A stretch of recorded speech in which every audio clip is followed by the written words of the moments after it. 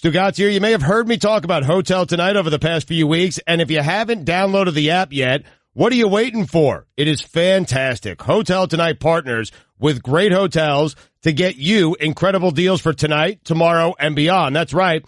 Don't be fooled by the name. It's not just for tonight. You got to get the app, guys. I'm telling you, you can wait until the last minute and still score a crazy good deal at a super cool hotel, or you can actually book in advance if you're more of a planner. It is Hotel Tonight, and they are fantastic. It's just an app, not a website, so download the app today. Again, not a website, just an app, so download the Hotel Tonight app and start booking better deals at better hotels now. Again, they partner with some of the best hotels and get you crazy good deals at a super cool hotel. You can do it the day of. Download the Hotel Tonight app. Start booking better deals at better hotels right now. Something better just came along. Hotel Tonight. This is the best of the Dan Le Batard Show with the Stugotz podcast.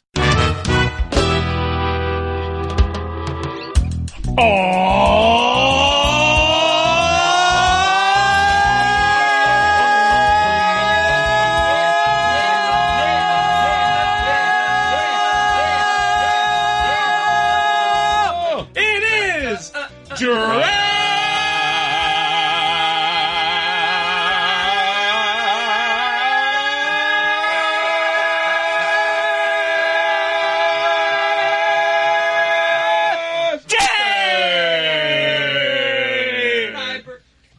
Trey Wingo, Mel Kiper, Trey Wingo, Mel Kiper, Trey Wingo, Mel Kiper, Trey Wingo, Mel Kiper, Trey Wingo, Kirk Herbstreit, Lou Riddick, Kirk Herbstreit, Lou Riddick, Kirk Herbstreit, Lou Riddick, Kirk Herbstreit, Lou Riddick, Sam Darnold, Josh Rosen, Sam Darnold, Josh Rosen, Sam Darnold, Josh Rosen, Sam Darnold, Josh Rosen.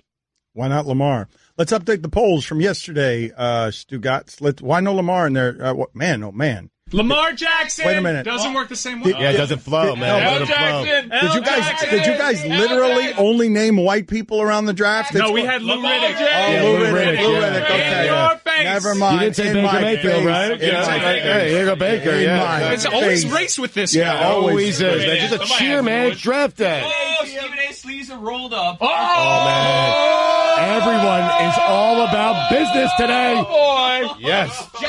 Boy. I look in my eyes and you'll see a fire that matches the intensity of 10,000 suns. Wow. That's why Wow. it's red. God.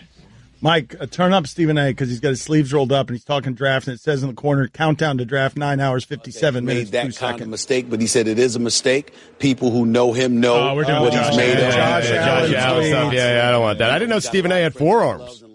Josh Allen. He looks like he does shoulders. Yeah, definitely does Some shoulders. traps. Yeah, definitely. Shoulder day. Definitely. That's Guillermo. second most days skipped. Shoulder. Yeah, behind leg day. Put it on the poll, Guillermo, at Le Batard Show. Does Stephen A. Smith have weightlifting shoulders? That's what I think Mike is alleging. I've never heard it alleged. His shoulders before. are so broad because he's been carrying this company. The network, carrying the entire network, all of Disney. So OKC comes back from 25 down last night. We still got to get to the Kanye and Andy Roddick beef. We've got LeBron hitting a great game winner at the end. We've got Mike Francesa, after getting 18 months of send-off, crawling back to the microphone in minutes. We've got Josh Rosen saying things. I'm here. You've got me. Before we get to these polls from yesterday that we forgot to update. Mm-hmm. You've got me mildly interested in this draft for one reason and one reason only. What's that?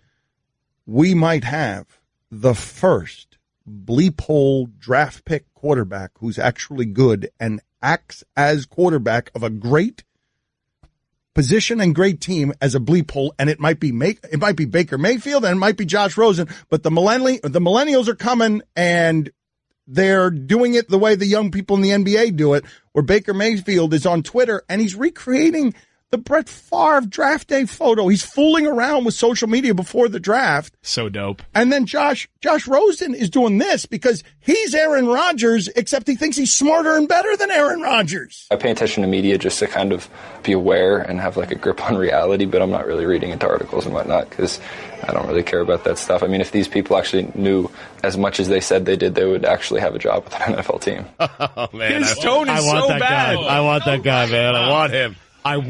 I want him to be my quarterback, man. Well, that will not make him succeed. I want him to go to a good team. I want him to go to a good team and the Browns or the Jets and man. have success. No, but that's why I want him to fall in the draft because he's too smart. Yeah. Because who's the biggest bleep hole we have right now at quarterback? Is it Jay Cutler? Is it Phillip Rivers? Jay Cutler. Jay Cutler. Well, yeah. Well, it demonstrates the behavior. But Jay Cutler doesn't do that verbally. Like, he doesn't really. Sometimes. That's just his at face. a urinal. It's just sometimes at a urinal he does. He just gives you the middle finger, I mean. No, I know, but Rosen is doing that in interviews. He's giving, it's not a urinal and it's not a middle finger in private. Like, my father likes doing this to police officers. My father will pull up at a stoplight and there will be police officers that are monitoring his speeding and whatnot, and he will shoot them a middle finger, but he will keep it under the door so nobody can see it. That's a play. That's a good play. OG. Yeah, Eddie play. Yeah. But that is not. Josh Rosen will stick his finger out the window. And so will Mayfield. Mayfield will stick his bleep out the window. No, he'll grab it and then he'll run away from the cops and they'll catch him. But that's what we need. We need one of these guys to be drafted high, be successful, and be a bleep hole. Because I want the quarterback. I wanted Johnny Manziel to succeed. Maybe you get two. I hope so. You get two. So maybe the Browns will draft both of them. Probably. Or one of them twice. So let's update the polls from yesterday because we never got to any of them. At Le Batard Show, we enjoy the polls around here. They tell you what it is we were talking about over the course of the day. Are koi fish Hassan Whiteside's only friends? 95% of the audience said yes. Wow. Does playing intense defense make you age faster than the rest of humans? 86% of the audience said yes. Who was it that you claimed, Mike, aged fast? Covington, yeah. Covington. But it could have also been the first couple of years of the process. Yep. If the Spurs offer you Kawhi, should the Heat just offer their entire roster? 90% of the audience said yes. Are cats dirty killers? 89% of the audience said yes. If a beloved family member took out your eye or your spouse's eye, would you ever speak to them again? 82% of the audience said no. Did you know that Stugotz's dead cat was named after former Islanders goalie Billy Smith? 89% of the audience said no. Did Kevin Hart look like something that would be hanging from Joel Embiid's keychain? The 11% that did know that. Yeah, you've really stuck with this show, and thank you for that. I've only told that story once. By the way, that cat was hanging from my eye. There was a cat hanging from my eye in college. Almost took out my eyeball. Yeah, got a bad skin disease, everything.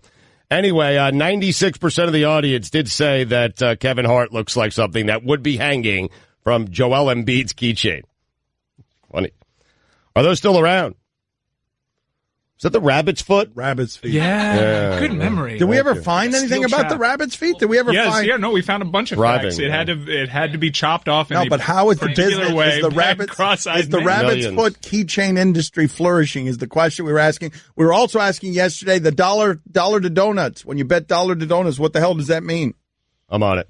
58% of the audience said no, they're not still around. They are. And flourishing, according to Stugotz yesterday when he read the internet. Yep. Yeah. Do you think of Paul Soliai as a Falcon or not at all? My favorite poll from yesterday. He is retiring he's retiring a one-day contract with the Miami Dolphins. Stugotz was railing against the idea that Paul Soliai would deserve the honor of a one-day contract from the Miami Dolphins. And so the question was, do you think of Paul Soliai as a Falcon or not at all? 90% of the audience said not at all. Why would you be thinking about Paul Soliai? Is Mel Kiper at twice the speed straight up cocaine? Like, yeah, a little sample? He'll find it. All right, 93% of the audience said yes. We'll circle straight back up around. cocaine. So that's so resolute, Todd. And I would have been so resolute when Josh Allen heard Sam Darnold was number one. I'll move Sam Darnold in there. So, just as soon as we heard something different, you adjust to that. You heard Josh Allen 2 weeks ago. People were adjusting Josh Allen. Even in Vegas, the odds changed dramatically when Josh Allen, because they were hearing that same buzz. And now you hear a little buzz when like somebody knows. I've known John Dorsey longer than you guys. And he ain't telling me. So if he ain't telling me, now maybe somebody in the organization is leaking out what they think. But it ain't coming from Dorsey. So, so who knows? If it's Darnold, then we put Darnold 1, and then we find a spot for Josh. If Josh Allen's going 1, we have Darnold probably 2 or 3. Are you done talking yet? There's like 5 minutes into the show. I'm a minute and a half into the show. My clock says 2 minutes and 5 seconds right now. It's been a long minute and a half. Yeah. Go ahead. Give me 5 minutes of your expertise. 93% of our audience said yes, that's cocaine. Should a punter ever get an honorary one-day contract? Brandon Fields getting one from the Dolphins. 62% of the audience said no. A's or Braves? 53% of the audience said A's. Really? Ooh, that's bad news for John Dorsey, who's 85% Braves. No doubt. Was Brandon Fields the punter for a generation? 56% of the audience said no. Really? Yeah. Thought he was. Are you more comfortable hearing from Frank Isola than, how do you say his name, Dan? Ta-Nehisi Coates on race relations in this country? 56% of the audience said no. They are not comfortable hearing from the Iceman. Do you want me to give you early results on today's, or are we good? No, but I did find interesting, Mike, for the first time, I think, since we've started the show on or off air, Stugotz actually wanted to talk race before the show started today. He was in here talking race, and the way he was talking race was somehow even dumber than the way that ESPN, Yahoo, and everyone else in the draft is talking race today, which is going through the high school or before account of Josh Allen. It might be before high school. I think some of it was before. That LeBron tweet was before high school. So we're going through the Twitter account of an 8th grader or a high school kid to make his draft status fall for content on draft day. It might be even dumber than that in terms of race talk. Stugotz is saying that the NBA has never been whiter than it is today. That star players are, and Mike pointed out to him during the break, well, there was that whole time when it was only white, right? And Stugotz seems to have forgotten about all that. I meant since then. It just dawned on, amazingly, Stugotz has post-merger, Dan. It's hard to believe in 2018, in the age of Trump, it is hard to believe that Stugotz, Mike, I'm not even kidding you. After 15 years of doing this show with me, you know what he said to me? When Jay Billis, he doesn't remember what the argument with Jay Billis was about, which is about, Tyler Hansborough, Michael Beasley. If Michael Beasley had Tyler Hansborough's reputation and resume, would he be drafted higher than Tyler Hansborough, who was the college player of the year? And it just dawned on Stugotz. I'm not even kidding you, Mike, when I say this. Happened? He says to me, no joke. He says, man, the white player really has to thank Europe for the showing in the NBA, which is, of course, true. Yep. But we've been having this conversation for 10 bleeping years around here. Jay Billis hung up on us trying to have this conversation about Europeans and Dirk Nowitzki being on the perimeter and being a 7-footer from Europe who could shoot and doesn't have to play or come through the pipeline of America to get in the post. Dan, no offense, but this is stupid. and I'm not going to engage in this. I mean, all due respect. I mean, if you guys want to talk about this, I'm here to talk about whatever you want outside of this. This is stupid. We don't have to talk about anything, but it's not stupid. And you can't start a sentence. It is. It's stupid. You can't start a sentence. You can't sit there and talk race with regard, and then bring nationality into it and act like the whole race thing is the issue.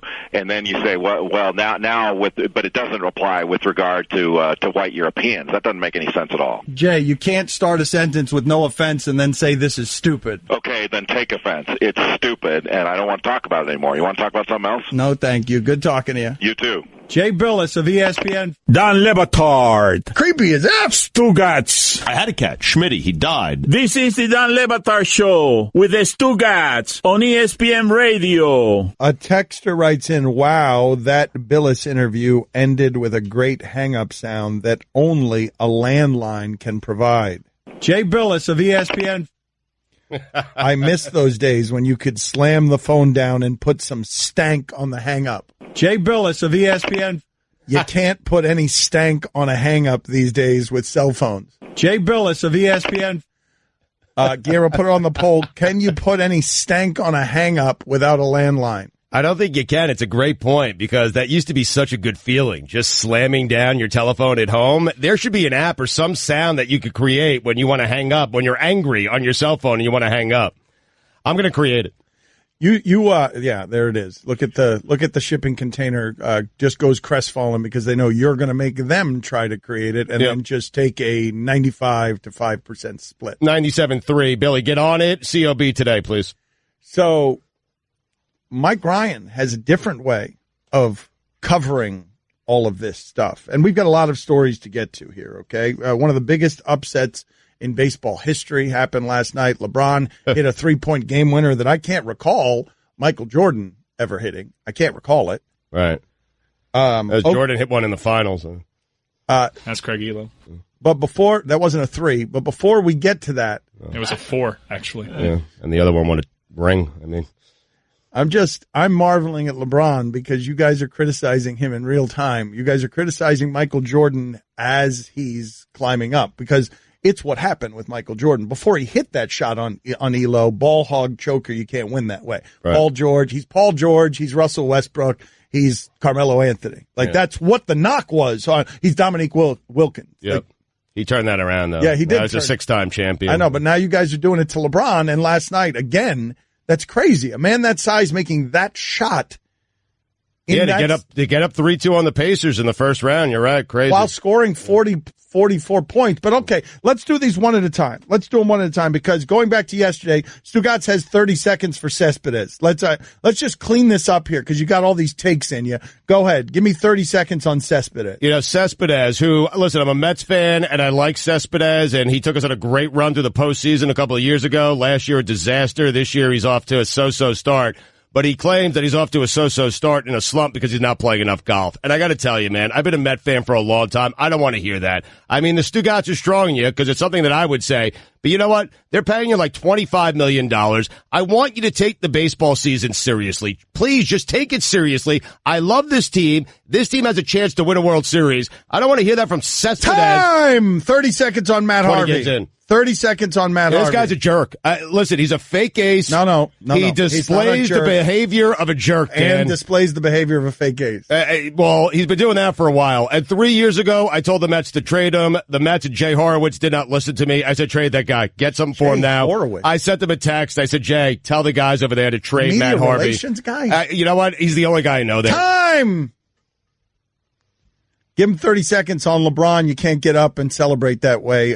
Game 5. That is reserved for the NBA Finals. Big moments, big spots. Wade, Kobe, Michael Jordan. That's what that moment is reserved for. You don't do it because you go up 3-2 in the first round against a Pacer team. He's better than two of the people you mentioned. You don't do. Whoa! Wait a second. Whoa! And Wade did it during the regular season, by the way. He was wearing an El Heat jersey at the time. Yeah. Oh, he did? Yeah. Terrible job by Wade. Terrible job. He's allowed to do it. He's won 3 championships and won one without LeBron. LeBron, Wade, I'm fine with Wade. Wade gets a pass. Okay. LeBron's done the same. Time. Yeah, time. but LeBron needed Wade to win his 2. You guys didn't give me enough time. Everyone's ready to ruin my flow. It's your fault. You got distracted because you wanted to get in the semantics argument about whether Wade deserves to do that or not. Cespedes making $29 million this year. I mean, go buy a golf course. Time's up.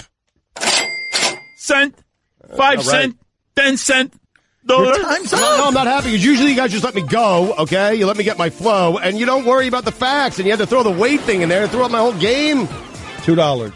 You're blaming others. You got 30 seconds for your crud takes, and you got to roll through them and give them to the people. I tried, man. I got interrupted. What do you want me to? I don't have any money on me. I don't know what to do about 30 that. seconds on Condoleezza Rice from yesterday. When did we anoint Condoleezza Rice as the person who's going to fix sports? She said, anytime a sports committee is formed, Condoleezza Rice is on it. I don't understand it. Why is Condi making all the decisions? And they're bad suggestions, by the way, as well. Sarah's trying to fix college basketball. She's on this college football committee. I'm not certain she's ever watched the game committee. I'm not certain she's ever watched the college football game. And now here she is. She wants everyone banned from college basketball. All right, Condi, you want everyone banned from college basketball? I got news for you. There'll be no one left because they've all been cheating for years. Okay, that's it. Why Condi? I don't understand it. Hey, let's form a sports committee. We got to get Condoleezza Rice. Why? And you're trying to fix college basketball with the athletic directors. They're as guilty as anyone. And this has all happened under their watch for decades, and that's who's going to fix college basketball? Nope. And it's not going to be you, Condoleezza Rice. Tone. Fine. Dollar Shave Club. Sorry. You're not sorry. I'm not. Dollar Shave Club. We're getting closer and closer to the weekend. You're getting closer and closer to being embarrassed. Do not let your face look like Stugotz's. What's the matter with you? Shave it up, clean it up. Dollar Shave Club. How about Mark Emmert fix the NCAA? Why does Condoleezza Rice? That's his job, Mark Emmert. I don't like that guy, Dan. Mark Emmert. Something off there, if you know what I mean. Anyway, Dollar Shave Club. Oh, there is. Fix the job. No, I don't know what you mean, Stugotz, that there's something off there with Mark Emmert. I don't know what you mean. Please explain. For as long as you like, please explain to us what's the something off with the head of the NCAA. Please. So it seems like you agree with me. Dan Le Batard. What's the stat, by the way? It sounds like a dumb one. Box plus minus. Yep. How about rings plus minus? I mean, okay. 6 for MJ, 3 for LeBron. Stugotz. Put LeBron's rings in a box and then put MJ's rings in a box and tell me who has more. How's that sound? It's plus 3, by the way. This is the Dan Le Batard Show with the Stugotz on ESPN Radio. Texter writes in here, stop fining Guillermo every time he speaks. He's the only reason I listen to your stupid show. Billy, that's $2. $2 you've got to pay because of that guy. If you were wondering, I've been looking into pregnancy pillows because I saw an ad for them on Slate, and they look like the most comfortable thing. I mean, I'm not pregnant. My girlfriend's not pregnant. But these pregnancy pillows seem like a delight. There's different shapes. There's a U shape. There's a C shape. C shape looks uncomfortable, if we're going to be completely honest, because there's a hole in the middle of it. There's oversized. Your wife had the C shape? Yeah. There's oversized pregnancy. I'm telling you, Dan, you should get a pregnancy pillow. $2 more. So the Marlins beat the Dodgers last night. You would have had to bet $450 to win $100 because Clayton Kershaw was pitching. Yeah. So you would have had to bet, it was minus 450 in some places, which is something I've never seen.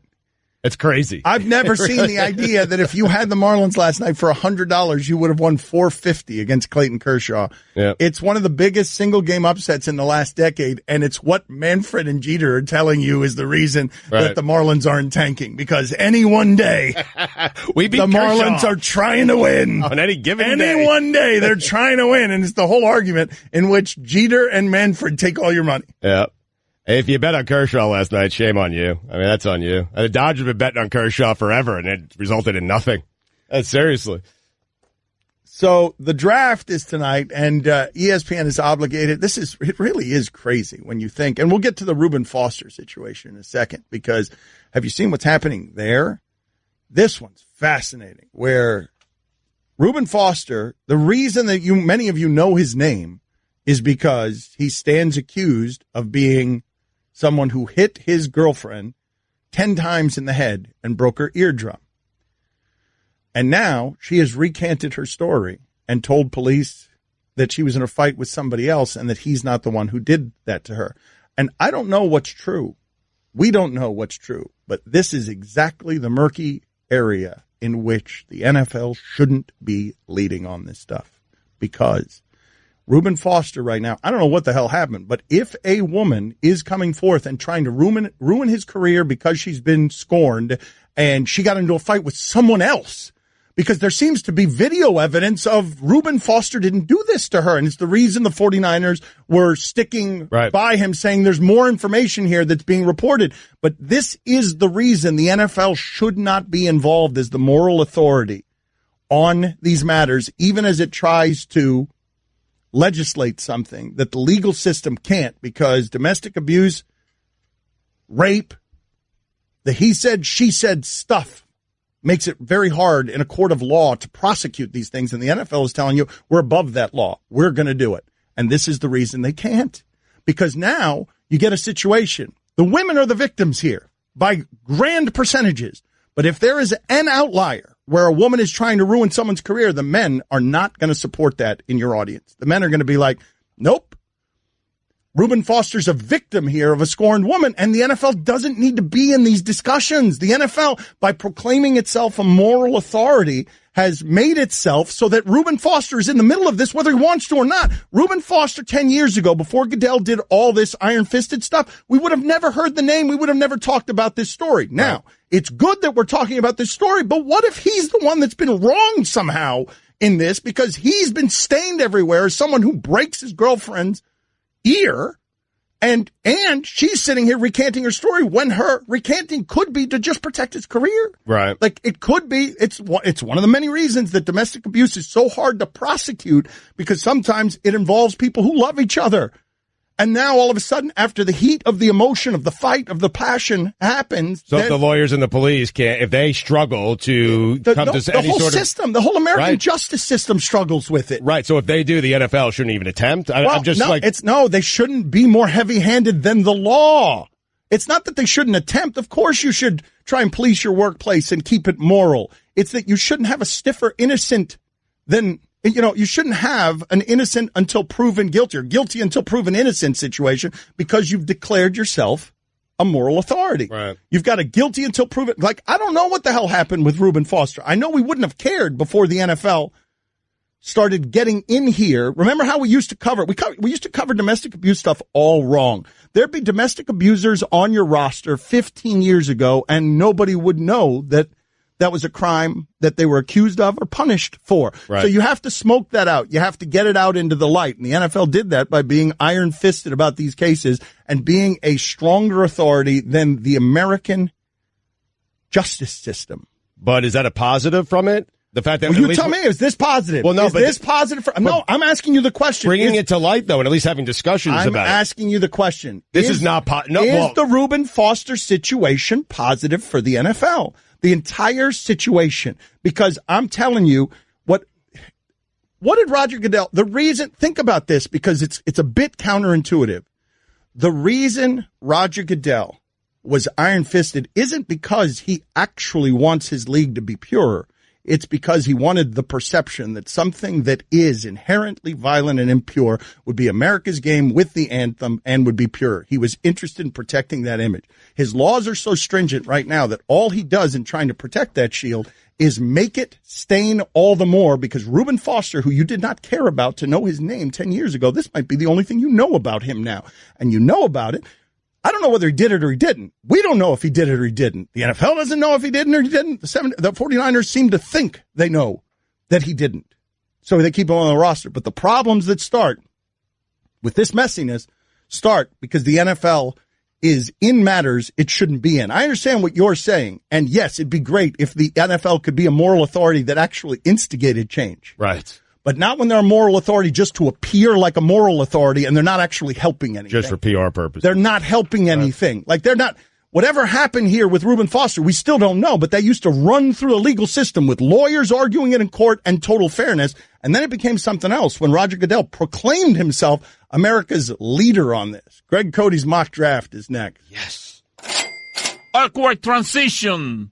Time for some ads. Goodell has a hard time running his own league. I understand. No, I'm with you. You're asking what's the positive. Maybe it is PR, but when John Lynch comes out and says, make no mistake about it, if Reuben Foster's guilty, he will not be on this football team. I think some fans want to hear that, right? But that's where the standard should be. Of course, if he's guilty, he won't be on the football team. He'll be in jail. Exactly. Catch more of the Dan Le Batard Show with the Stugotz, 10 to 1 Eastern on ESPN Radio and ESPN News. Everyone in the neighborhood knew about Bobby. Bobby, the basketball boy, they called him. Bobby wanted to go pro someday, so he was always out in the driveway shooting hoops. But one day, his mom came out and told him, "Hey, your wife wants you to take out the trash?" His mom was visiting, and Bobby was a grown man. He had kind of missed his window. Plus, no one had ever seen him actually make a basket. But on the other hand, Bobby had heard how Geico could save him money on car insurance, so he switched and saved. So it was all good. Dan Le Batard. Give us as much as you can here. Take us up to the dramatic first pitch, Billy. Jose Ureña standing at the back of the mound. He reaches down. He's rubbing some dirt and rosin on his hand, and here we go. Stugotz. And the pitch. Oh, God, a home run on the first pitch of the game. Oh, my God. Welcome, Derek Jeter. And that concludes our Marlins coverage for the season. This is the Dan Le Batard Show with the Stugotz on ESPN Radio. ESPN Radio is presented by Progressive Insurance. Commercial insurance through Progressive protects your business and your dreams. Choose from over 30 coverage options at ProgressiveCommercial.com. Guests on the Dan Le Batard Show appear via the Shell Pennzoil Performance Line. Here's your SportsCenter update. Stanley Cup playoffs. Bruins dropped 4 goals in the third period to come back and beat the Maple Leafs in Game 7. Second round starts tonight with the Penguins at the Capitals. Spoiler alert, Capitals lose. And the Sharks taking on the Golden Knights. And finally, a man trying to smoke out a woodchuck accidentally started a brush fire that burned nearly 2 acres of grass and brush at an apple orchard Saturday. Monmouth officials said. How do you say that word? Orchard? Orchard? Orchid? Are you looking for the flower, an orchid, or are you looking for a place where you would find a group of flowers? An apple orchard. An apple orchard. Yeah, it's orchard. Now you got me messed up. I was saying. No an apple orchard. No, it's an apple orchard. You got me messed up because you're disorienting. Okay. It's orchid, though. And stop blaming me. Multiple fines. Tone. Blaming me. $15. For all the latest headlines and information, tune in to the SportsCenter on ESPN Radio all throughout the day. So Adam Schefter is reporting what? A theory 2 people in the past hour have now floated. Now that's not a report. A theory floated by 2 people is not a report. I love theories, man. It's not at all a report. If anything, it's Stugotzian. Who cares? No, Adam Schefter has more Stugotz in him than I ever thought he did because I think of Adam Schefter as so credible. But okay, this is not journalism. This is not a report. This is Adam Schefter. He's an insider. Nobody questions his credibility. Nobody questions how good he is at this job. Nobody. But a theory 2 people in the past hour have floated is not news. That's not news by any discernible measure in my entire journalism lifetime. It's a theory. It is a theory. And here is the theory. And basketball is petty in all the best ways. And I feel like football isn't quite as good at petty, but this is pretty good.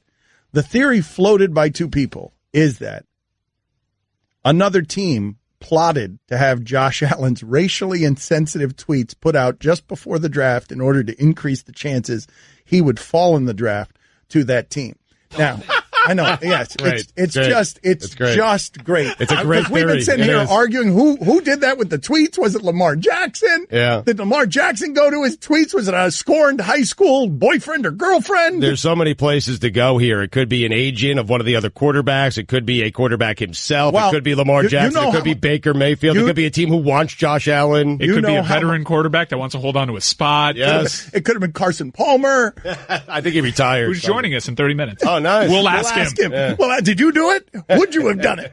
Would you have done it to Josh Allen? Hell, Brady just did it to Garoppolo. Just nuked him. Get out of here. It might be Brady. It could be. It could be Brady. Brady's on a tour to ruin everyone's draft status. We've got a couple of things that we're going to get to during the show today. Mike Ryan he wants to do an undraft day. I want to hear the details of this, where your team comes to the microphone and just amnesties someone. Yeah, right now the Browns are on the clock. I'll pick for the Browns in the undraft, the 2018 undraft, and with the first pick in the 2018 undraft, the Cleveland Browns are undrafting Jabril Peppers. Oh, congratulations. I thought you might undraft Martavius. What was that guy's name from LSU? Oh, Barkevius Mingo. Barkevius Mingo, yeah. Great name. It was Great tough, name. but if I'm a rogue scout out on a field in Ohio somewhere and I call a defensive coach and say, listen, there's just me and this linebacker out here. No, I got a pass rusher. I got a pass rusher I'm looking at. Barkevius Mingo. Woo, draft him number 1 overall. That's it. Sight unseen. Yeah. But we're also going to call everyone at the network and just ask them for their draft opinion because it's a big day in the history of the network. We have to be an infomercial for the NFL today. And you guys want it. It's not even like ESPN is selling its soul. It's what everybody wants. Every network is running this tonight. All networks. It's going to break into programming. If there's a presidential address, you're going to need to know who it is that the guard that was drafted at 11 by the Dolphins. It is inescapable today. It's its debut on network television. Fox is just airing the NFL network coverage. Only one network has Mel Kiper. That's it. Guess which? I'm telling you. Mel hasn't slept in days. Hold on, and not only has he not slept, he hasn't blinked. Mike wasn't done. Well, it would have been fine if I said guess which and he just said ESPN and then he would have guessed and it would have been fine. But he had to get his point out there on the guess which. Everyone's crazy right now. Guess which. Which, Mike? This one. Yeah. This one. This is the only network. The television version of this one. That has Mel Kiper's 4 exactos from last year. Sorry, I stepped on that. So, this is what we need to happen tonight. But it's too ridiculous. It can't possibly happen. But this is what all of us need to have happen tonight.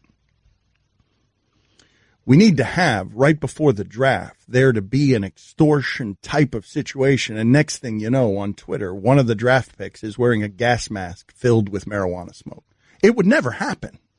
It couldn't happen in real life, but what needs to happen today for entertainment value is one of these draft picks has to be sabotaged by one of these teams or an agent or Lamar Jackson or whoever it is that's doing this sabotaging, Tom Brady, whoever it is that's out there, running through the smoke like those two guys who came out of the elevator in that terrible Smoking Aces movie.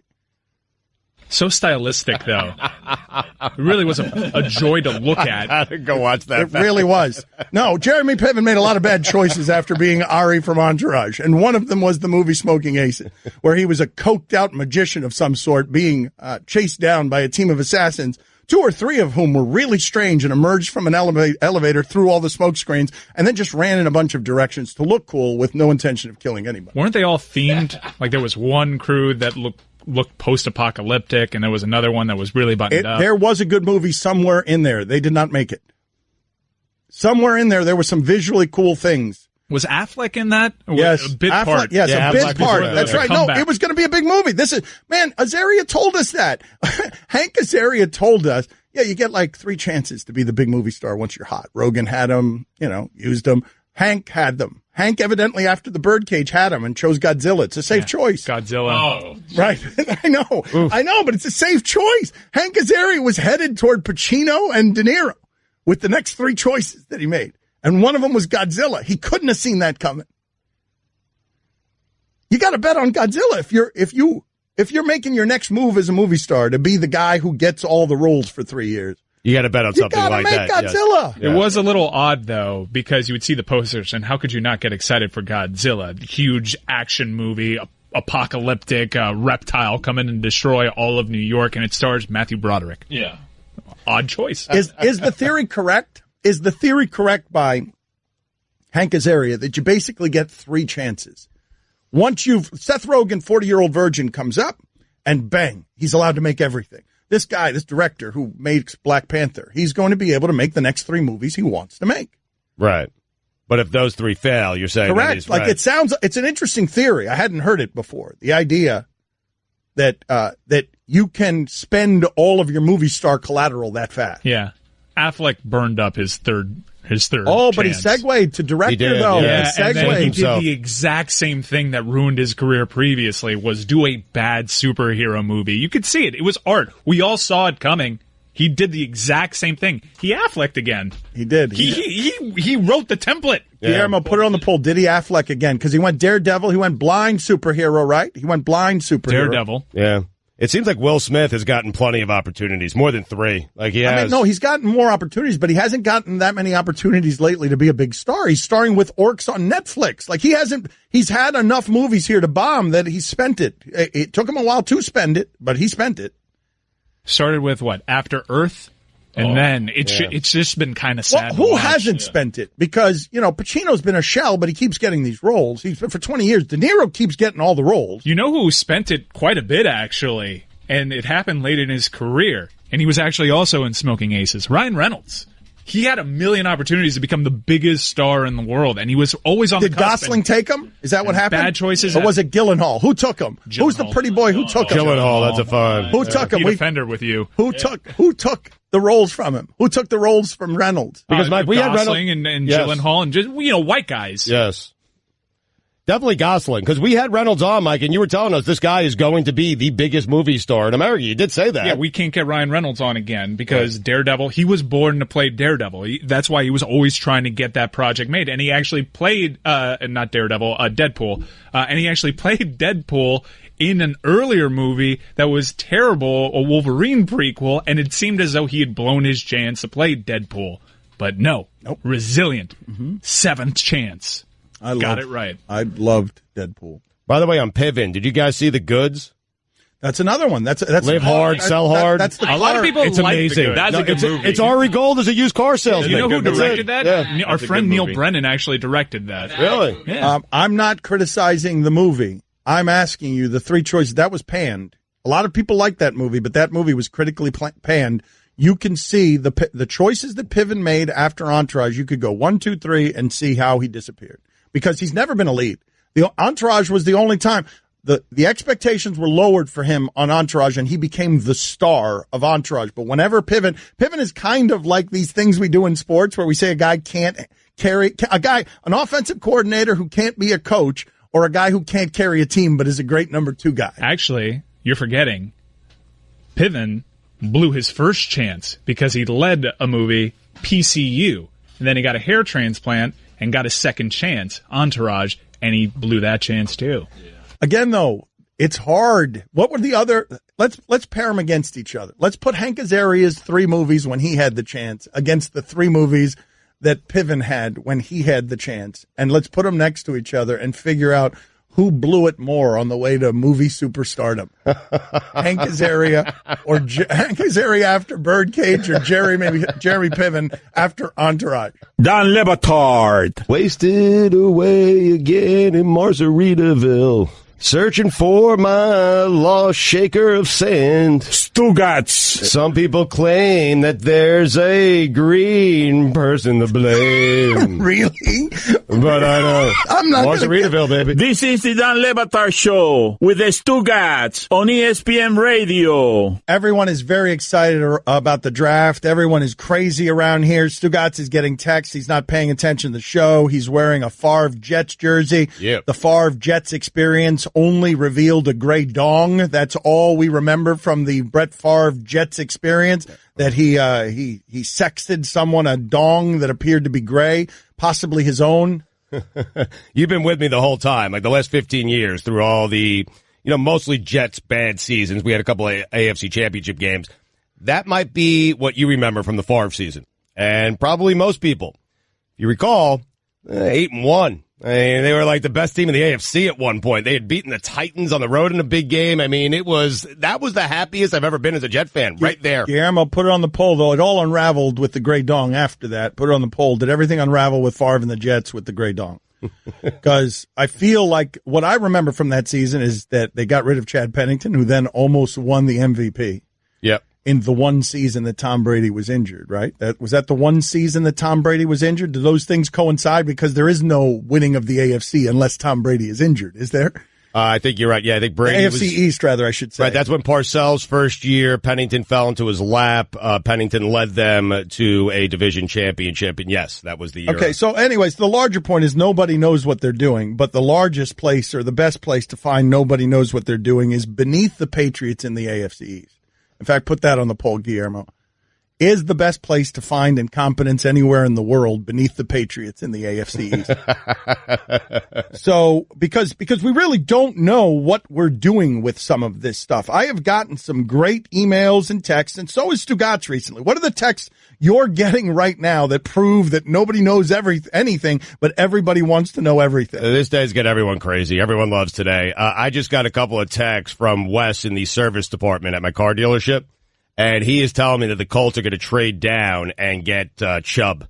I mean, this is amazing. And I'm telling you, Wes is dialed into the Colts. I'm telling you. So he knows, and so he just texted me that. I didn't ask him. How are they going to get Chubb if they trade down? This is a team that's already traded down once. If Chubb's their guy, they should not be trading down. Listen, that's what Wes says. I don't question Wes when it comes to the Colts. That's it. Wes in service.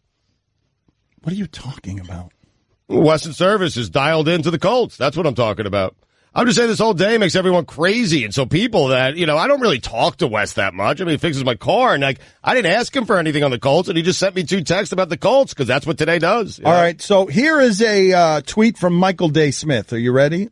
Today's reminder that no one knows anything in the NFL draft. Except Wes. This is a pro football talk writer, right? Except Wes in service. That's correct. My forgiveness. Michael Day Smith or Michael David Smith? I've got Michael David Smith, but his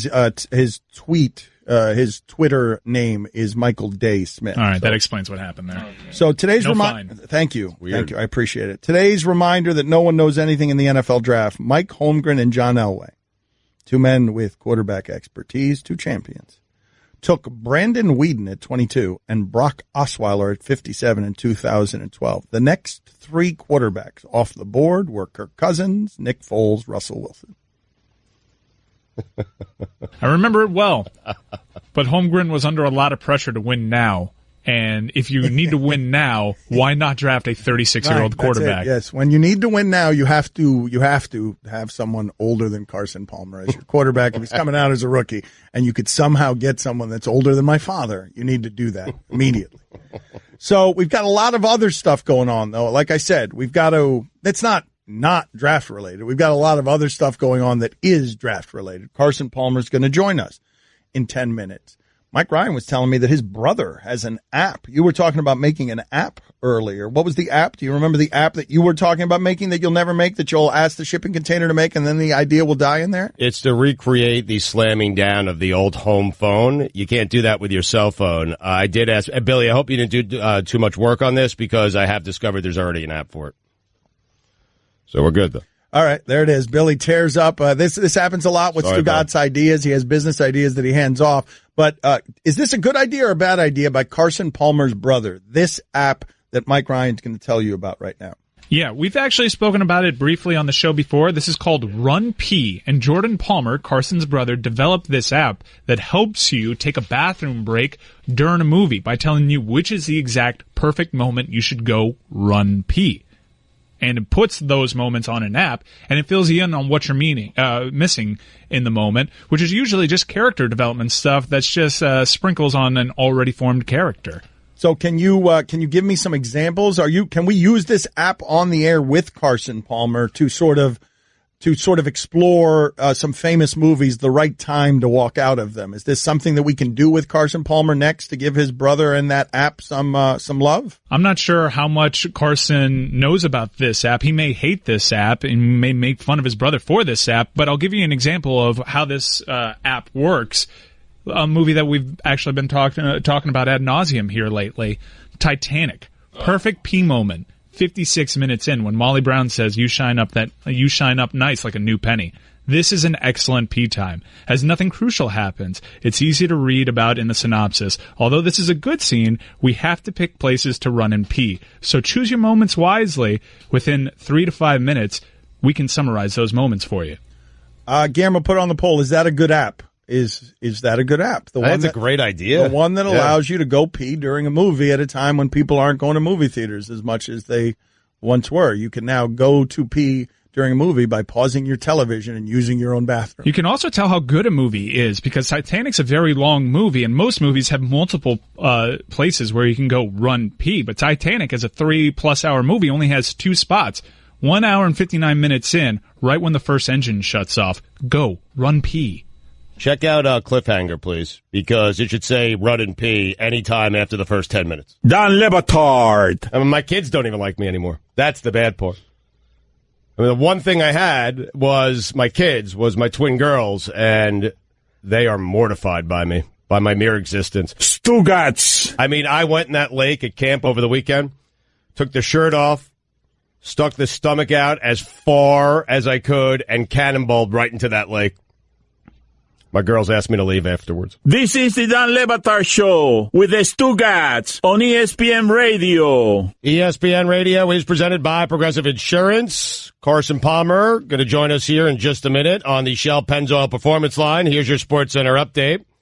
Mike Budenholzer and the Atlanta Hawks have mutually agreed to part ways. Deontay Wilder is offering Anthony Joshua $50 million guaranteed for a heavyweight unification bout. Wilder. Yeah, I know. I got something going on with my head. I'm not blaming anyone. Just my headsets are crackling in and out. I can't hear. That's because you've blown them out by having them so loud. Yeah. What? And finally, Jordan Peele decided to quit acting after he was asked to play the poop emoji in the Emoji Movie. Being a mom is like 1,000 little jobs all wrapped into one. This Mother's Day, show her your appreciation with 36 sorbet roses for just $36 from 1-800-Flowers.com. To order, go to 1-800-Flowers.com, click the radio icon, enter code Dan. Wait a minute. Is that true, what you just said there? Is that true? What, Budenholzer and the Hawks? Yeah, I know. It was quick. It was weird because a couple of years ago they were calling Budenholzer like the next Greg Popovich, right? He was from that tree, that coaching tree, and now you take a couple of players away. Millsap goes to Denver, and now Budenholzer's out of a job. Crazy. So, yeah, it's true. Did Peele make Get Out because he didn't want to be the poop emoji? Oh. Is that what happened? I didn't realize Peele had even quit acting. I knew he was directing, but I didn't know he had quit acting. That's funny. Recent comments of Vanity Fair, I believe, where he discussed his lack of desire to. Yeah, I'm continue really acting. talented. How about you not make me the poop in the Emoji Movie? Carson Palmer with us now on ESPN Radio. Did you have any more to read there, or did you finish up everything you were doing? For all the latest headlines and information, tune in to Sports Center on ESPN Radio all throughout the day. That's all I had. So, Carson, help me out with this, and thank you for joining us. He's with us on behalf of FedEx Cares Global Giving Initiative. Before we get to that, though, Carson, do you have to be public, serious quarterback who gives boring answers to everything? Or now that you're retired, can you actually be the Carson Palmer I know is hidden in there somewhere? Yeah, in fact, I'll play the poop emoji. I've got nothing to do. Well, didn't you guys? Can you set me up to be the poop emoji? What was the bet you lost that you ended up last year wearing something on the field that looked ridiculous? Was that last year or 2 years ago? For the last 2 years, just about every week I lost the bet and had to look like an idiot and dance around like a fool on the field. So there's too many to remember. Which is the worst one? There was a couple. There's actually a couple that were on the team plane that so they were private, where the public couldn't see them before the game and there wasn't cameras around, that really we can't talk about on air. Carson, come on, you're really Carson, disturbing. Carson, you're retired. Talk around it. Come on, who are you going to get in trouble? Give me something, man. I'm Give me protecting something. you guys. I'm protecting ESPN. Well, but the you locker don't room, want me to say the that. locker room is offensive. We know there are all sorts of things that happen in there. I don't want you to curse, but is there a way you could talk around it and tell us what you were dressed like on an airplane because you lost a bet? Actually, it's funny we were talking about the poop emoji. I had to dress up as an inflatable giant poop, and the name of it actually on the costume outfit was the bad word of poop. So okay. I had to wear that in a team meeting one time. But there were some very offensive male parts that ended up in some on some costumes, right. And it was it's not something that we should be talking about. Okay, very good. Okay, but what did you lose? Like cards, something else? Forgive me, I don't know what it is that you guys throw in competitions, and how does it work?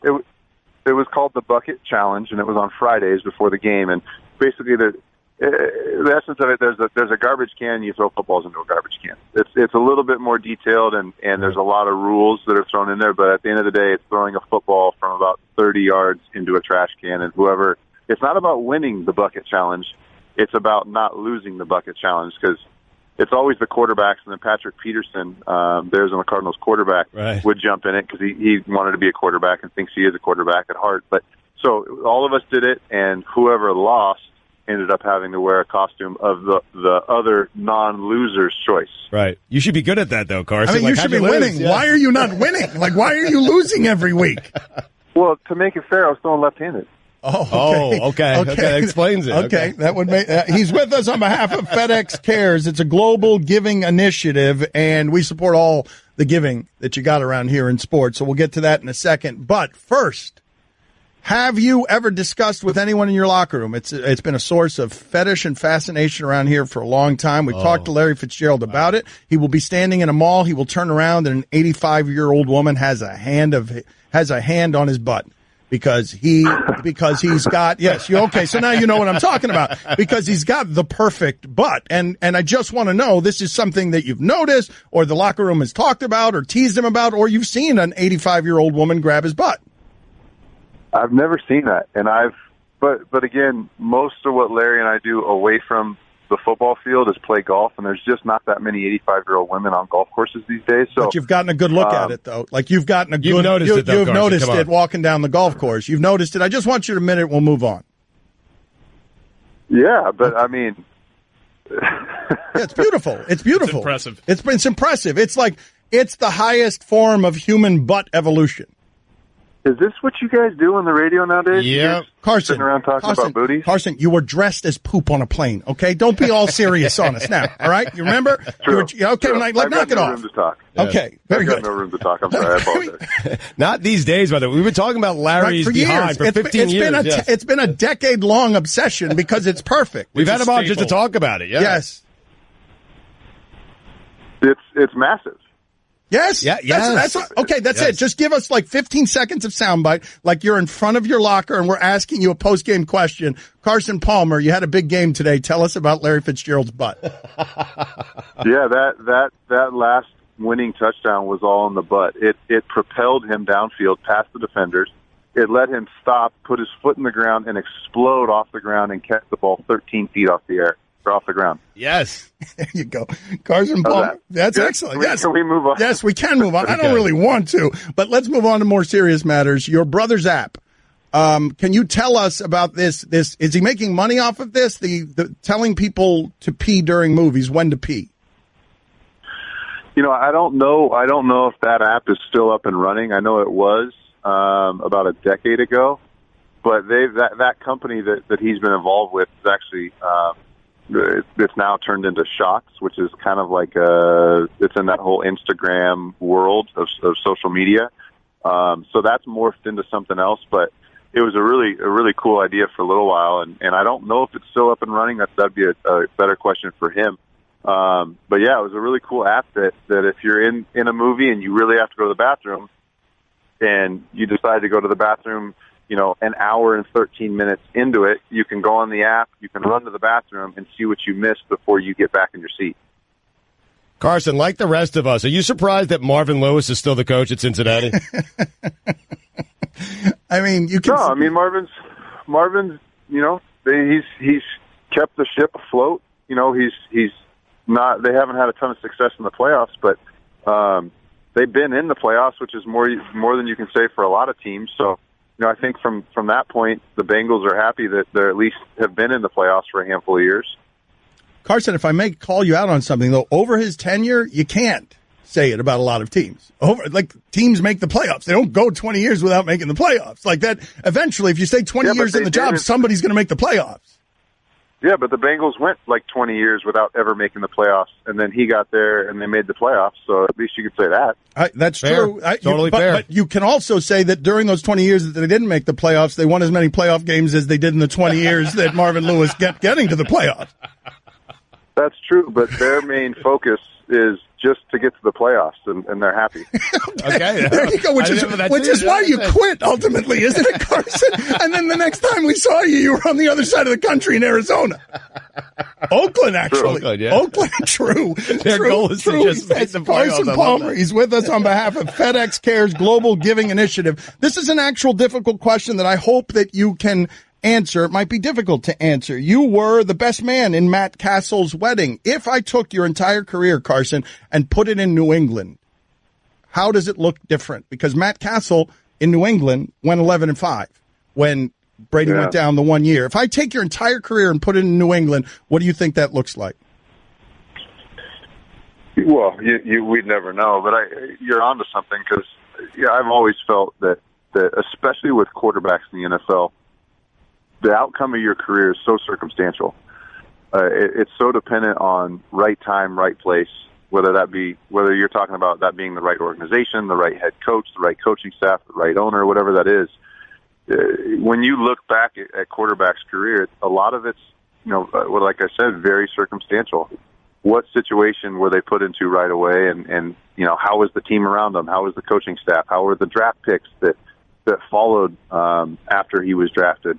So, it's obviously it's an impossible question to answer. It's just a theory, but I think I would have had a couple more wins, maybe. Well, do you think you'd have a couple more rings? Yeah, I mean, of course, I would love to say that, but again, you can't get a definitive answer on that. But I said, I mean, there's so many things. Being a good quarterback is so much else about what's around you. It's very good to be able to throw a spiral and throw it far and throw it accurate, move in the pocket, change plays, and recognize all those things are extremely important. But the quarterback play is so dependent upon everything around, and I'm talking about playing for a great owner that's willing to do what it takes to build the team around that quarterback or that defense or that offensive line. The coaching staff and the draft picks and the free agent signings in the off seasons. And there's just so many factors that go into a successful career and winning Super Bowls. It's not just about the quarterback or just about how well they can throw the football. It's so dependent on so many other things. And that's why this league is so fascinating, and there's so many fans, and we have such great fans because it's such an interesting game. It's such an intricate game, and there's so many little things that go into a successful season or an unsuccessful season. Would you be kind enough, Carson? We got to get out of here, and we'll talk to you about the global giving that you're doing with FedEx in a second. But would you be kind enough to tell me the one quarterback that you looked at during your career where you were like, if he had more support, he would have been a lot better? He was sabotaged by all these circumstances you speak of. Oh, man, that's a really good question. Gosh, that's a good question. You know, I look at Matt Stafford. Is it you? I was going to say Matt Stafford. Go ahead. I'm Matt Stafford, go, yeah. Yeah, I mean, I look at the way Matt plays the game, and has as good of an arm as anybody in the league, or top two arms in the league. He's great in the pocket. He is phenomenal under pressure. He's getting better at being a runner of the football, and I'm not saying he's Michael Vick out there, but he's just finding a way to get 6 yards on 3rd and 5 and then getting down and not taking hits. And then you look at the turmoil around him, from bad drafts to just stuff going on in the front office to coaching changes. There's just been a lot of turmoil and no consistency around him. And I think, if he were playing for a different organization, maybe he might have more playoff wins, maybe a Super Bowl ring. Because as far as talent's concerned, there's no doubt about it. I mean, he is one of the most talented passers in the game. Tell us about FedEx Cares and what you're doing with them. I'm here representing FedEx. FedEx is donating $10,000 to the USO today as the draft gets underway for the future of the FedEx air and ground players. I was a recipient of the award in 2005 and 2015 for the FedEx Air Player of the Year, and that money goes to the USO, which the USO is a phenomenal organization. The USO, what it does is it helps place our military servicemen and servicewomen into their next career once they become military veterans, and once they move on to being a dad full time, being a mom full time, or getting a resume ready or setting up job interviews. It's a placement program that our military service men and women get set up with a USO Pathfinder, and that USO Pathfinder really is kind of like a guidance counselor and helps them move on or make decisions on certain career moves, or help them figure out what their life insurance policy or how their insurance works or whatever that is. It's a great organization. Over the last 16 years, the FedEx has donated $1.7 million to the USO. And then on a side note, FedEx is donating $200 million by 2020 to 200 different global communities. So I'm here representing FedEx, and I'm honored and I'm proud to represent FedEx and proud of what FedEx is doing across the planet, but also in our own NFL cities. Thank you, sir. I'm at the draft right now. Can you hear? I'm inside Dallas Cowboy Stadium, and it's a beautiful setup. This place is amazing, and they're getting ready, so you might hear some background noise. I love that. We're not going to hear any background noise because we're letting you go, but thank you for being on with us. We appreciate it because we're against the clock here. We got to get out. Thank you, Carson, for being on with us. Catch more of the Dan Le Batard Show with the Stugotz, 10 to 1 Eastern on ESPN Radio and ESPN News. Dan Le Batard. I listened to Dan's show while I was in Florida last week, I listened every day, came in the afternoon. He's got a good show. Stugotz. It's got a very good show. Oh, it's impeccably produced. I mean, oh, goodness. That is like a training show for kids on how to produce radio. This is the Dan Le Batard Show with the Stugotz on ESPN Radio. We are getting praise from all over the globe for that last segment. People are mad, hostile. There's a hostility right now. They are reaching out to us because there's nothing worse than the expectation of funny and then not being funny. And I'm including in there like famine and world atrocities. Like there's nothing worse than trying to be funny and not being funny. Guillermo, put it on the poll. Is there anything worse than trying to be funny and not being funny? The last segment wasn't funny? Well, the people seem to think not. Oh. Because in the middle of it, everyone was writing in, this is painful. This segment is terrible. You can't hear anything the callers are saying. This is not funny or entertaining. I think I heard Mina Kimes say the Browns were taking Tyrod Taylor at number 1. No.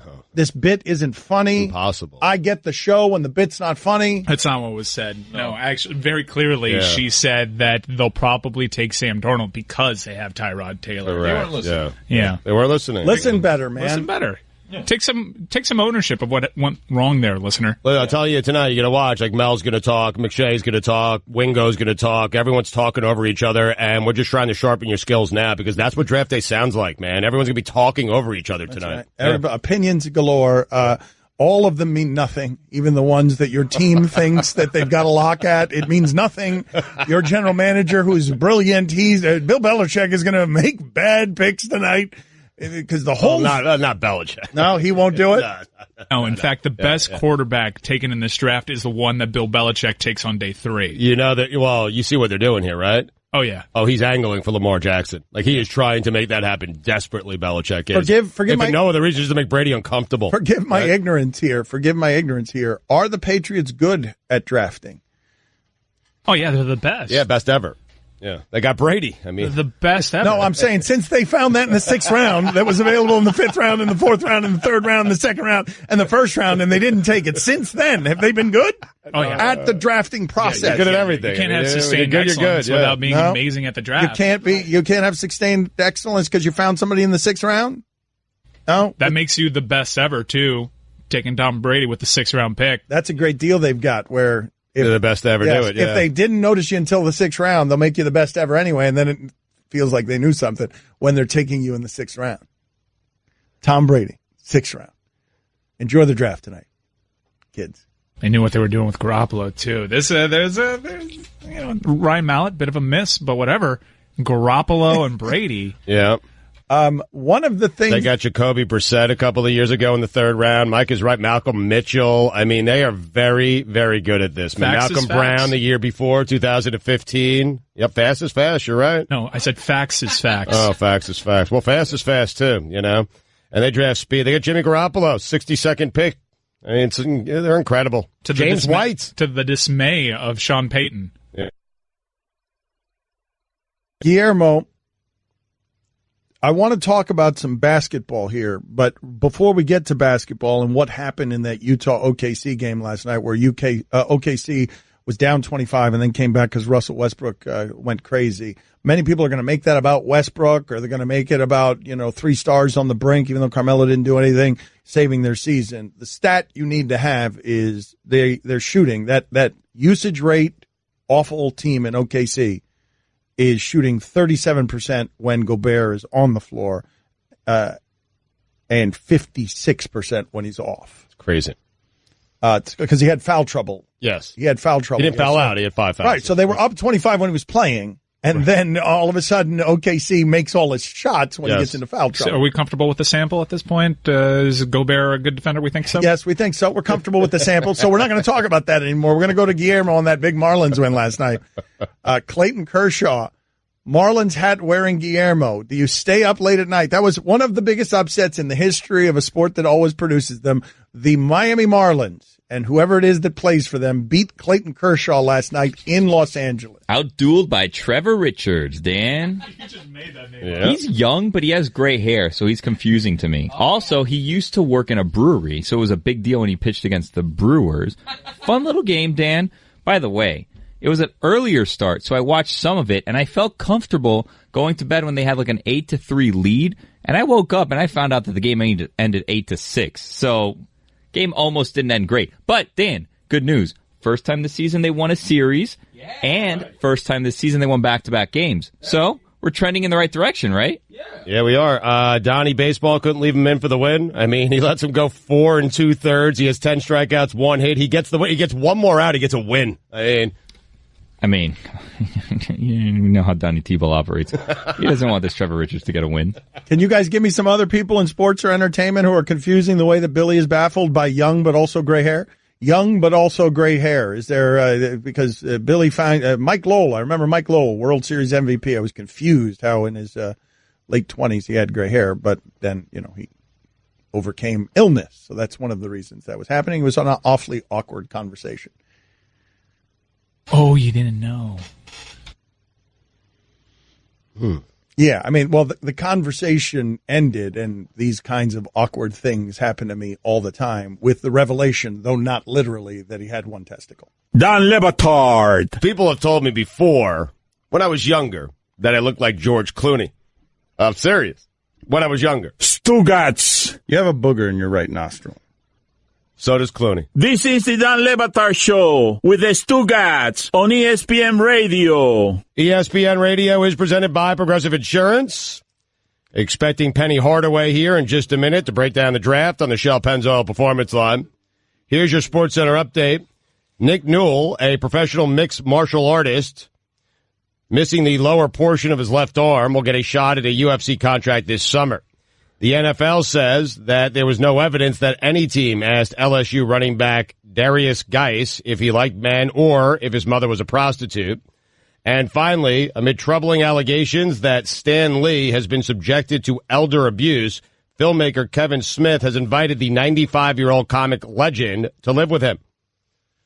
For all the latest headlines and information, tune in to SportsCenter on ESPN Radio all throughout the day. Both of those stories are interesting. We're trying to find Penny Hardaway, the new Memphis basketball coach. He was Tracy McGrady before Tracy McGrady. Can you read that second story again? Now, last time we heard from Stan Lee, Kevin Smith is a big comic book guy. Clerks, Mallrats, Dogma.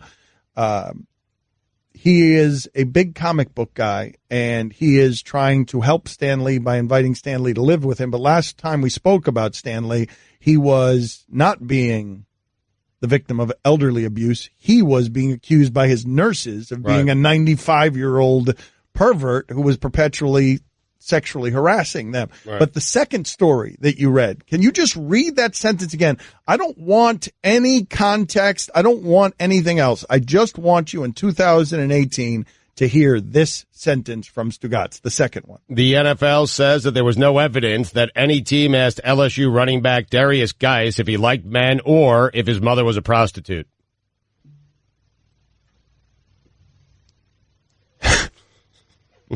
That's a normal thing. Like that is something you read as a matter-of-fact sentence, like you would say it's Thursday. Yep. I did. Yep. Like the Marlins over the Dodgers last It's night. a fairly amazing sentence to just sort of whisk past on the way to Kevin Smith news. I'm not blaming you. I'm just saying. I know. I'm with you. I can't believe we arrived where that is normal. No one even blinks. Okay, what? We asked him if that prostitute. We don't. So let's get this straight, just so we understand what tonight is. Nobody knows anything about what they're doing, but they do know to ask about prostitutes, maybe or maybe not. We don't know. The NFL is saying there's no evidence, but you know what the evidence is? It's been done before at every turn and by many, many teams to many, many players, including, oddly, that it wouldn't be unprecedented to ask a player whether his mother's a prostitute. That's not an old story. That's a cliche. Yeah. We've already covered this ground in sports. Was were the Dolphins the first ones where it was where you were shocked by it? Was that the first story? Jeff Ireland was the first time we heard about it. And if that was indeed the first time, what a trendsetter. Yeah. Because we were shocked that day, right? I mean, the audacity that Jeff Ireland would do that, and now it's we have learned it is a copycat league. So Penny Hardaway is going to join us in a little bit. What is the best thing to ever happen on a draft day? Because I believe... Tunsil and the gas mask. I was just about to say that. I was about, in the history of the draft, has there been anything better than a guy dropping in the draft because somebody was extorting him on Twitter and put a picture of him or a video of him smoking marijuana through a gas mask. Mike, I'm afraid he set the bar so high, Tunsil, that no one will ever be able to jump over that. We've jumped the shark? That's the tipping point? Yes. Yeah, I think it was...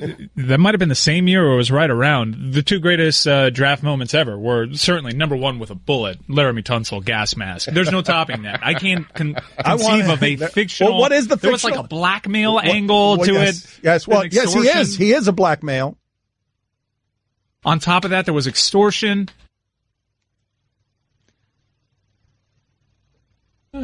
And then there was a whole Johnny Manziel thing where he started sliding and the Cowboys going to take him. Can Jerry Jones help himself? That was such drama. This is a television spectacle. And I understand why Dan doesn't get into all the hype. And you know what? The hype helps get you pumped for what you see tonight, which is just television. It's drama. Yep. It's brilliant. Yep. It's over the top. It's excess. It's stimulation. There's a lower third going one direction, a lower third going the other direction. This person's talking, let's go out to this satellite hit. We got a stringer over there. Embedded in headquarters, you got a cam on the wall inside a war room. It's called a war room. I mean, it's Yeah, but nobody, everything. But nobody knows anything, and your team, you don't know if it's going to be any better by the end of the night. No, my team is definitely going to be better. Wow. How can they be worse than zero That's a wins? fair point, yeah. At the very least, they will maintain the same level. Yep.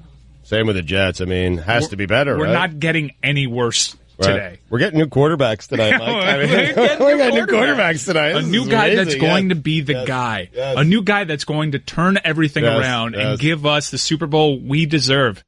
I have no confidence whatsoever. Like, the Jets are going to take Josh Rosen. He'll be out of the league in 5 years. But if the Giants took him, he'd have a Hall of Fame career.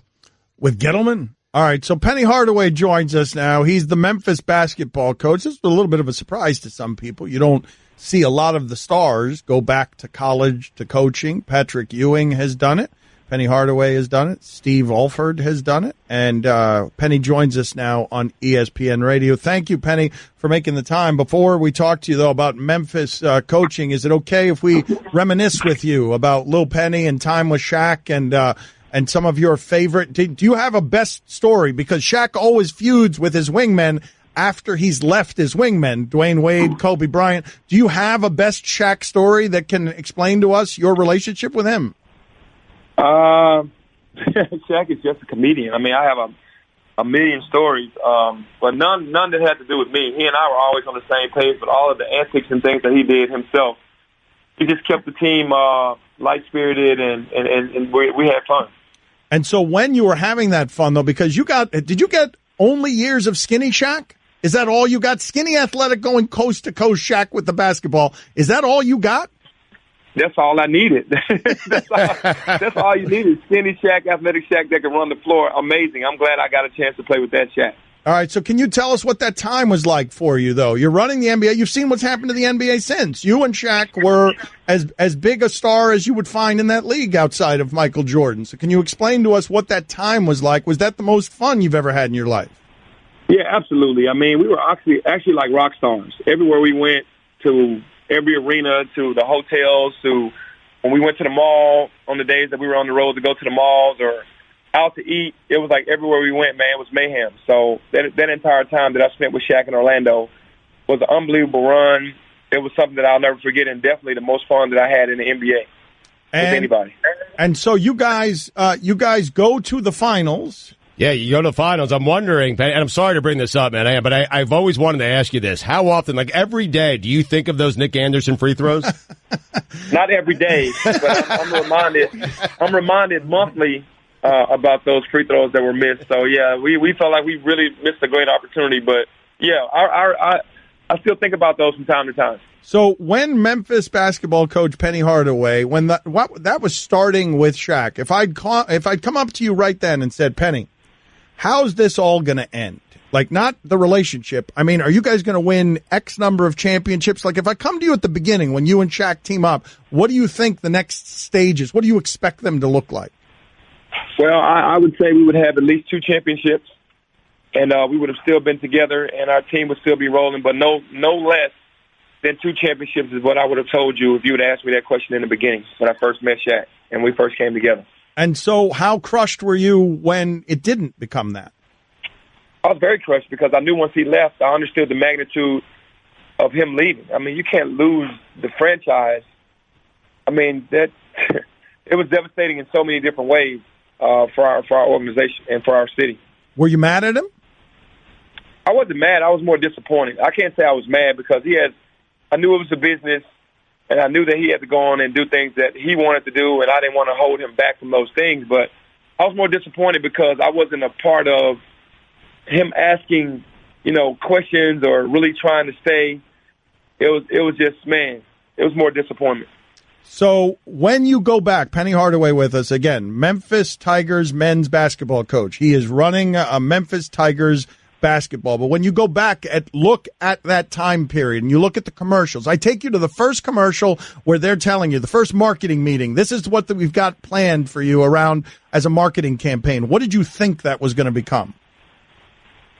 I just thought while I was in the league that it was going to be good and it was going to be funny. I didn't think it was going to turn into what it turned into. It turned into something very major with the marketing of me and Little Penny, and it was amazing. It overexceeded my expectations when I first started doing those commercials to where it actually had gone to.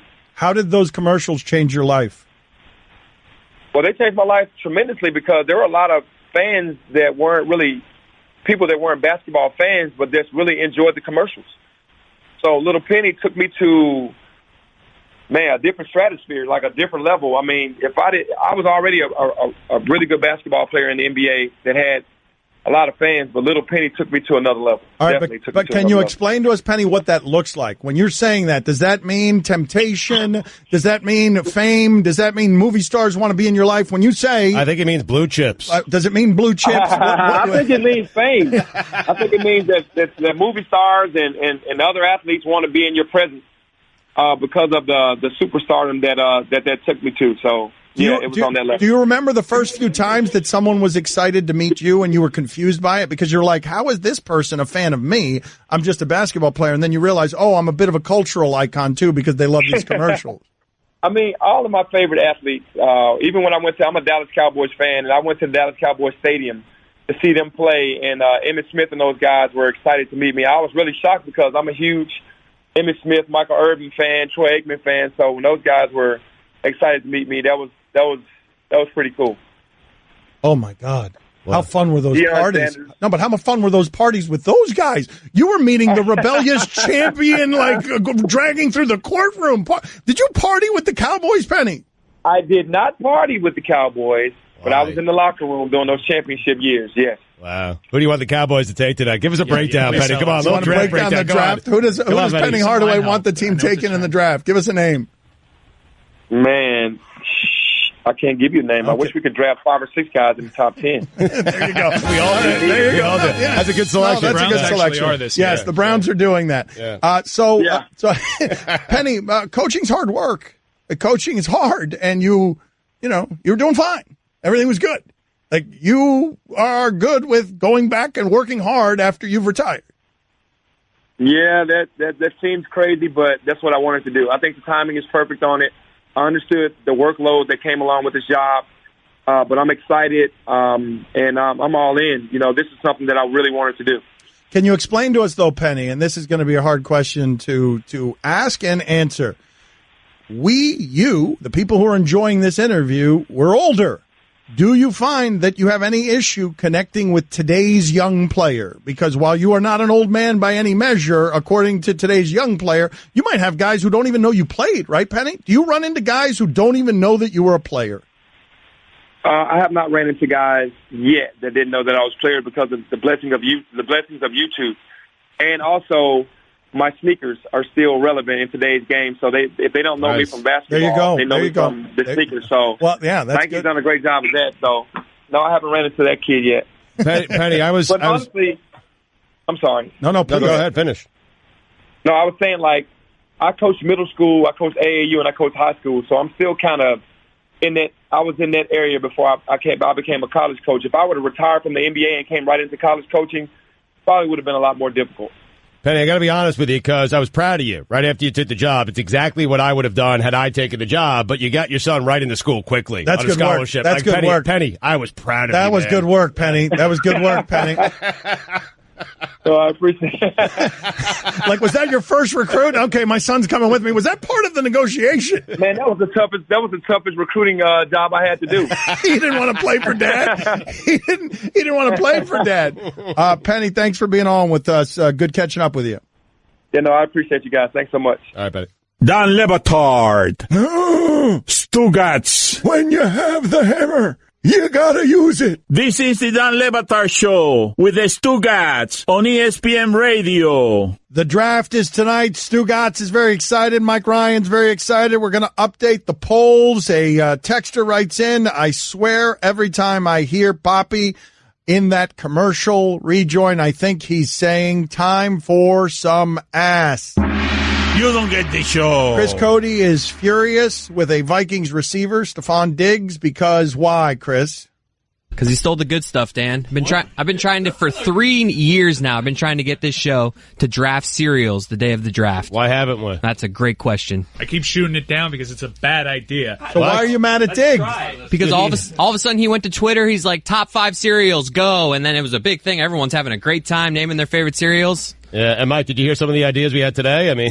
So much better. All right, well, let's go ahead and do it then. Let's draft finally after 3 years of wait and Chris bothering everybody. Who can forget the undraft? Let's go ahead and do it. Number 5, the 5th ranked cereal in the world history, according to Fats and Info. Chris Cody. Cocoa Krispies. Whoa.